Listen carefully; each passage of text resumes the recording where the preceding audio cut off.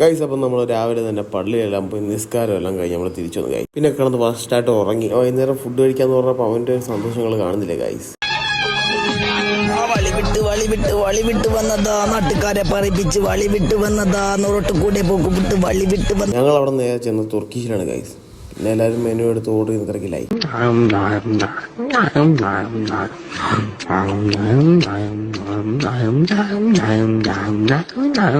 അപ്പം ഗൈസ് നമ്മൾ ഫുഡ് എല്ലാം കഴിഞ്ഞ് അവിടെ നിന്ന് പടയെന്ന് ഇറങ്ങി ഗൈസ്. പിന്നെ നമ്മൾ നേരെ ചെന്ന് ടീ ടൈമിലോട്ടായിരുന്നു ഗൈസ്. വയർ നിറഞ്ഞതിൽ ഒരു ഇച്ചിരി ഗ്യാപ്പ് ആക്കിണ്ടായിരുന്നു ഗൈസ്. അതിലോരോ കല്ലാത്തും കൂടെ ഞങ്ങൾ പറഞ്ഞു.